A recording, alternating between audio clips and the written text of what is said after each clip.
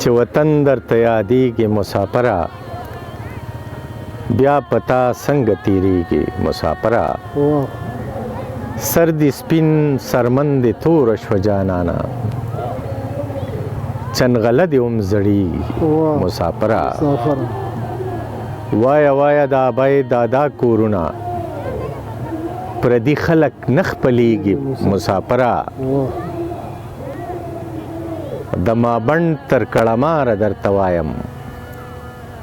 د مابڼ تر کړماره درته وایم شل خوړونه رابهیږي مسافره مازدیګر شو د باران وریځې راغلې